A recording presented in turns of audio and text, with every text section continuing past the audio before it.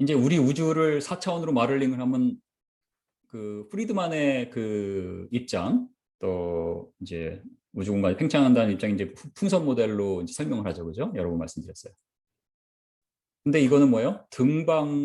등방하고 그다음에 균일한 우주일 경우에 이렇게 되는 거예요. 왜냐하면 이제 풍선에 뭐 이러한 무거운 뭐 이런 것들이 퍼져 있다고 해도 등방하게 퍼져 있으니까 만일 이렇지 않고요. 예를 들어서 등방하지 않고 여기만 무거운 게 이만큼 있어봐요. 그럼 어떻게 해야 돼요?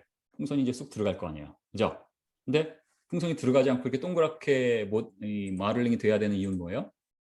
은하들이 등방하게 어디나 등방하게 펴져 있고 중심이 없으니까, 그죠? 근데 험프리의 머를 이게 이제 요건 3D 우리가 사는 우주, 우리가 보는 우주, 요건 이제 머를입니다. 4D 마로. 왜냐하면 우리가 사는 우주 이 전체가 이 풍선 막 자체가 된 거고 2차원이 된 거죠. 그다음에 풍선의 바깥쪽 안쪽에 공기가 네 번째 차원이라고 말씀을 드렸어요. 그걸 이제 하이퍼스페이스라고 얘기합니다. 그래서 이게 이제 4D 마를이라. 슬슬 이제 기절하시려는 분위기가 보이거든요. 제가 사진을 이렇게 보니까 좀 기절하시면 안 됩니다. 잠시 좀 이렇게 기지개 좀 펴주세요. 기지개 피겠습니다. 기지개. 이렇게 쫙 펴보세요. 네. 기지개. 이 몸을 풀어줘야 이제 뇌도 잘 움직입니다.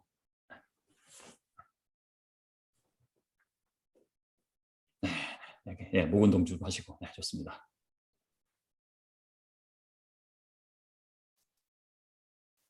네. 자, 그러면 험프리의 머들은 이렇잖아요. 이거 굉장히 틀리죠? 이게 같은 3차원, 이 왼쪽에 있는 게 3차원 머들이잖아요. 3차원에 우리가 보는 X, Y, Z, 그죠? X축, Y축, Z축 이렇게 공간이잖아요. 똑같은 3차원 모델이거든요, 이게. 근데 험프리는 뭐예요? 균일하지도 않고 등방하지도 않아요. 물론 여기 이제 은하들이 있어야 돼요, 은하들이. 근데 어쨌든 중심이 있어요. 그러니까 중심이 있고 바깥이 있잖아요. 뭐예요? 등방성이 깨진 마를이죠. 그죠? 뭐 균일하지 않다고 말할 수 있을지는 잘 모르는데 어쨌든 등방성이 깨진 모델이거든요. 이것을 4차원으로 바뀌면 어떤 형체일까? 이제 예습을 하신 분들은 이제 답을 아시고요. 예습을 혹시 안 하신 분들은 한번 좀 생각해 보세요. 제가 한 10초 드리겠습니다. 어떻게 생겼을까? 그러니까 이 지금의 우주로는 동그란 풍선인데 이 험프리의 이러한 마를은 4차원으로 어떻게 표현이 될까? 한번 생각해 보세요.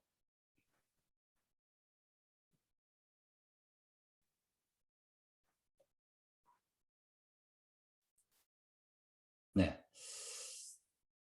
자, 이 풍선 아니라고 그랬죠? 풍선 아니고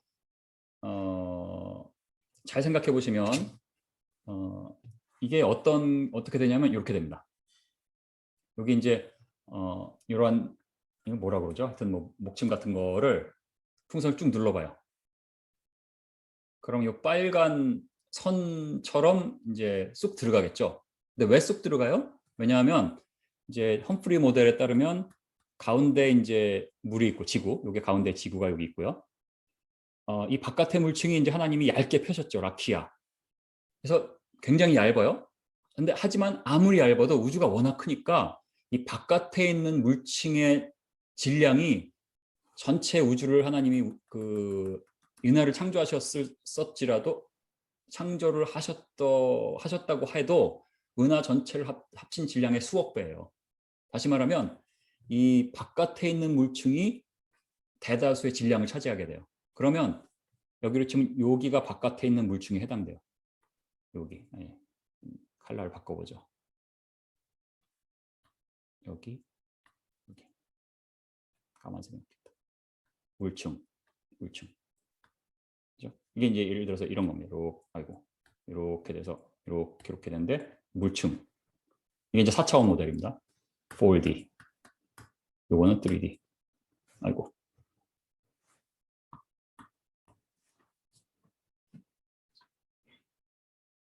이렇게 되는 거예요. 그래서 요 부분만 다시 그려보면 오른쪽에 위에 이 부분만 그려보면 이렇게 되는 거예요. 이게 이제 4차원 모형의 4D 마로. 뭐 이해 못하셔도 할 수 없어요. 뭐 괜찮습니다. 이해를 못하셔도 이렇게 되는구나라만 이제 받아들이시면 돼요. 이거 거부하지 마세요. 아, 이 기계 왜 이렇게 되지 하고 고민을 하시면 이제 이게 뭐 삼천포로 빠지시거나 이제 기절을 하실 수가 있습니다. 그러니까 고민하지 마시고요. 그냥 받아들이세요. 이렇게 되면 이렇게 된다.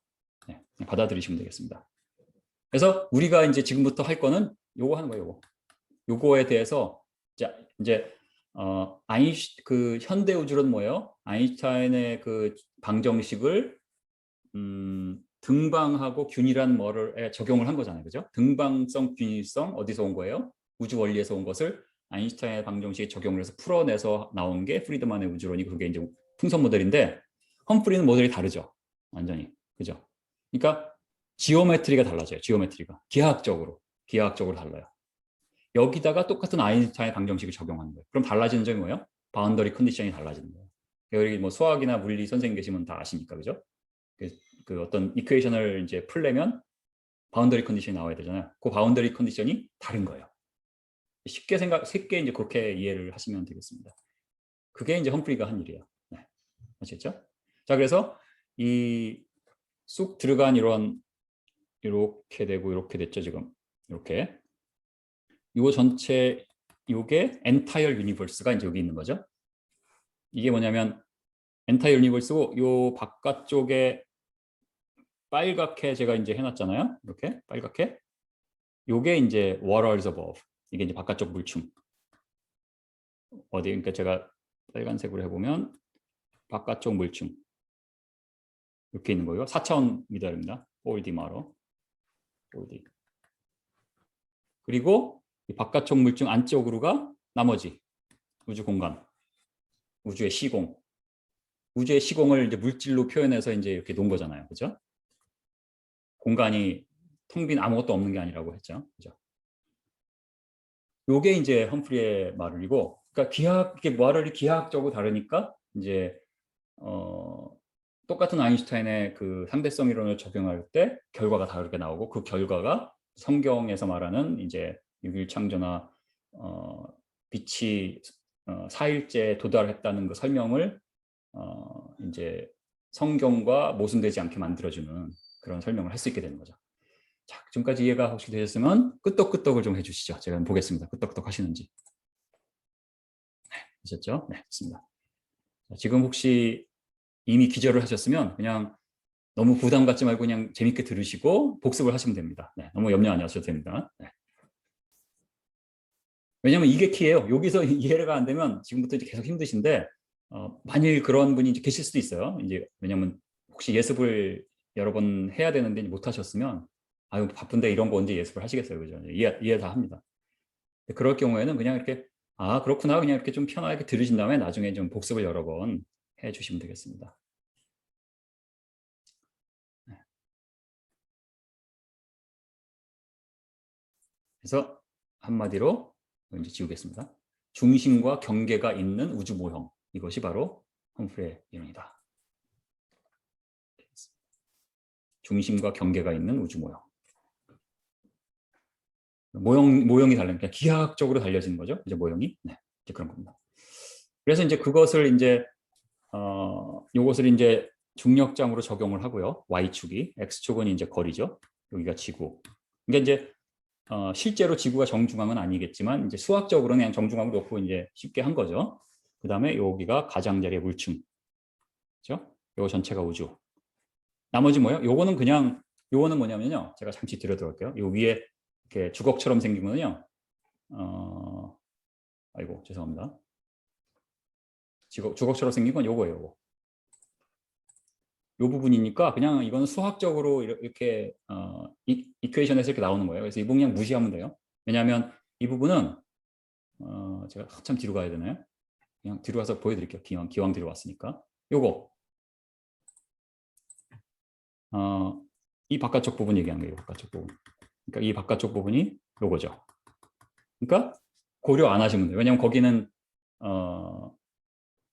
없어요. 네, 물층 바깥에는 없는 거예요. 네, 그렇게 했습니다. 뭐 정확한 리프레젠테이션 아닌데 이것 때문에 헷갈릴 수도 있는데 그냥 하여튼 이거는 그냥 아무것도 아니다. 네, 무시하시면 된다. 그냥 수학적으로만 존재한다. 이렇게 보시면 돼요. 정확한 게 설명이 드리는 건 아닌데 할 수 없습니다.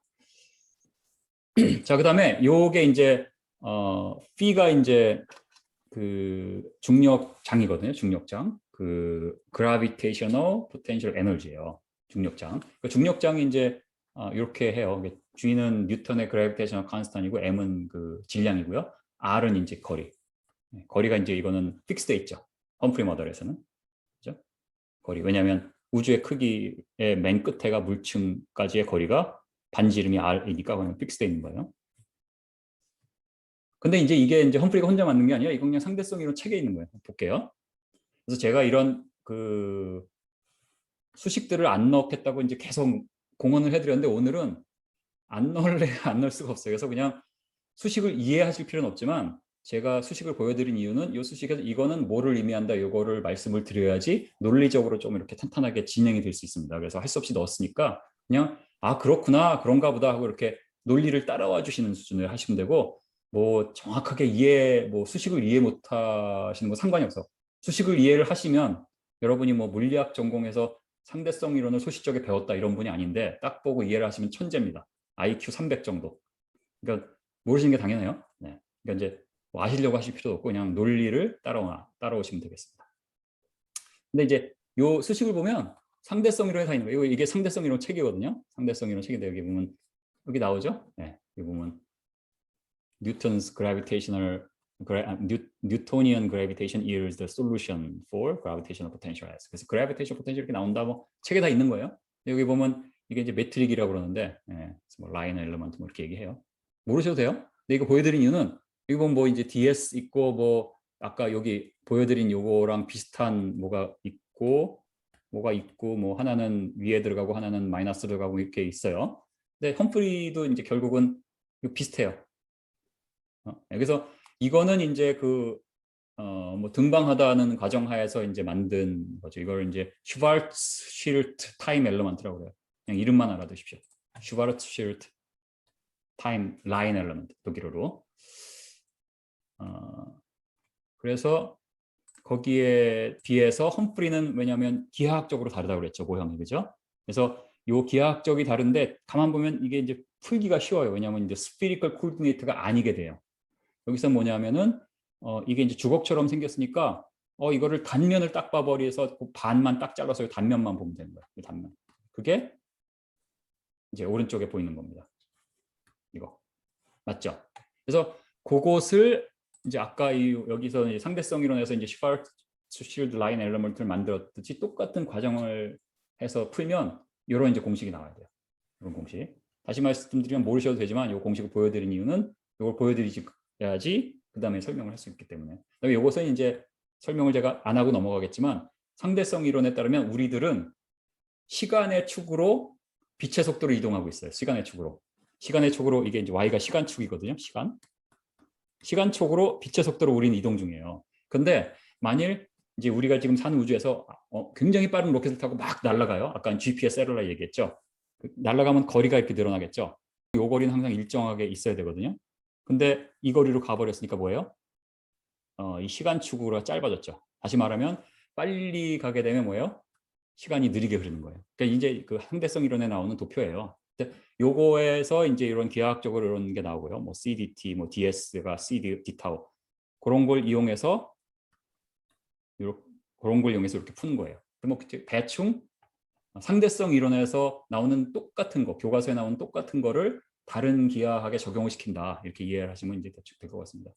제가 지금 말하는 단어가 이제 그 천문학 우주론에서 말하는 단어는 아닌데 여러분이 이해하기 쉽게 하기 위해서 이제 그런 터미널로지 이제 쓰는 거고요. 그러면 아까 이제 보여드렸죠. 예, 그라비테이셔널 포텐셜. 그래서 이게 이제 3차원 모델이고 여기 지구가 가운데 있고 아직 별들과 이제 은하를 창조하시기 전에는 이런 모델이고 이것을 4차원 모델로 해서 반으로 뚝 자른 다음에 그죠? 단면을 보면 오른쪽까지 보인다고 그랬죠? 그런데 이제 하나님이 4일째 은하를 창조하시면 어떻게 돼요? 딱 창조하셨어요. 그러면 은하를 창조하시면 뭐가 달라져요? m이 달라져요. 그럼 m이 달라지면은 p가 지금 마이너스 gmr이니까 얘네가 점점점 밑으로 내려가요.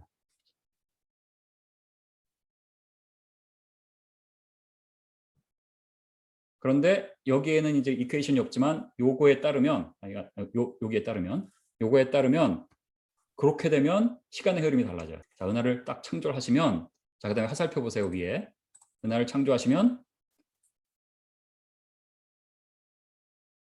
얘네가 내려갈 수밖에 없어요. 아시겠죠? 그러면 이제 어떤 일이 벌어지냐면 지금은 이 지구가 중심에 있다고 보고 이제 러를링을 한 거니까 이 아까 여기에서 이 V가 제로거든요. 우리 움직이지 않으니까 얘가 제로예요. 얘가 제로니까 이 편은 없어져요. 그럼 결국은 남는 게 얘가 남아요. 자, 그럼 잘 보세요. 지금 여기에 있다가 요 밑으로 내려갔잖아요. 그래서 요게 이제 P죠. Y축이.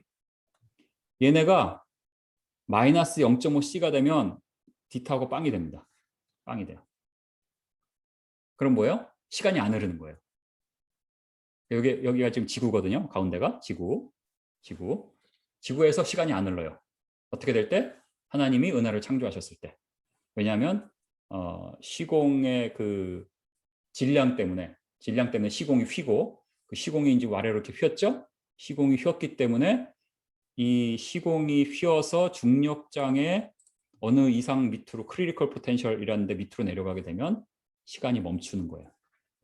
이제 대충 이제 그렇게 이해하시면 돼요. 그래서 상대성 이론에서 나온 거다라는 걸 말씀을 드리기 위해서 뭐 이상한 거 한 게 아니라 그걸 이제 일부러 말씀을 드렸고, 중요한 건 뭐예요? 요 밑으로 내려가면 시간이 멈춘다. 그래서 왜 이 밑으로 그 다음에 잡으세요.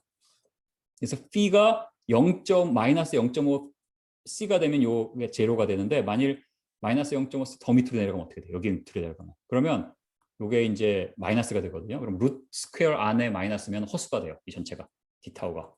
그래서 허수가 되면 시간 자체가 없어진다. 이런 것을 이건 이제 98년이니까 오래전이죠. 벌써 20년 넘었네요. 20여 년 전에 험프리 박사가 또 왜 저 밑으로 내려가면 시간이 멈춰야 하는 거를 이제 물리학적으로, 수학적으로 다 이제 계산을 했고, 뭐 그 이후로 이거에 대해서 틀렸다고 말하는 사람이 아직 나타나지 않았어요. 그래서 수학적으로 검증이 되고 설명이 된다. 시간이 멈추는 문제를. 그렇게 이해하시면 되겠습니다. 그래서 다 잊어버리셔도 여기서 하나님이 처음에 그렇죠. 처음에 이제 다시 들어가겠어요. 처음에 이렇게 만드셨을 때, 그죠? 처음에 라키아 해가지고 하늘을 펴셨어요. 펴서 얇게 펴진 물층을 우주 바깥에 두셨어요. 그러니까 이게 여기에 이 우주의 시공이 이 동그라미 안에 들어가 있는 거고, 시공 바깥은 없어요. 아무것도 없는 거예요. 진짜 뭐 공간이 아니라 그냥 뭔지 몰라, 없어요. 존재하지 않는 거고요. 그렇게 됐을 때 중력장 모델을 보면 이렇게 생겼고, 그러다가 은하를 창조하십니다. 은하를 창조하시면 중력장에 이제 우리의 우주가 여기 있는 거거든요. 이게 물층.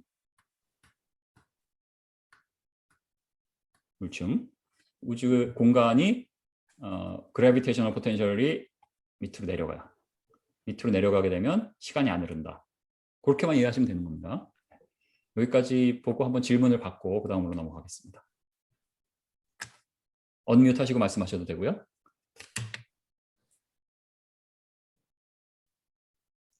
하여튼 뭐 제일 어려운 건 대충 끝났습니다. 너무 어렵죠. 이게 설명하시는 건 이해는 되는데, 네네네. 이제 뭐 질문을 하려고 하니까 정리가 안 돼요. 그죠. 그래서 이거는 복습을 좀 녹음을 해서 이제 유튜브에서 나올 거니까 복습을 좀 하시면 도움이 되실 것 같습니다. 그래서 이런 걸 좀 알고 계시면 이렇게 우주가 성경대로 설명하지 못할 이유가 없다, 이런 것을 이렇게 변증하는 데 도움이 많이 되십니다. 험프리 박사 그 이론에 따르면 네. 그 우주 모델이 아까 그 접시 이렇게 네. 푹 파진 것처럼 그런 형태의 그 모양이라는 거죠. 그게 이제 이 모양인 거죠. 예. 그 폭 빠진 거에 절반을 딱 잘라서 단면을 본 거죠. 네네. 그 이해는 됩니다. 어쨌든 이렇게 된 거에 단면을 뽕 잘라서 본 거죠. 그죠? 예.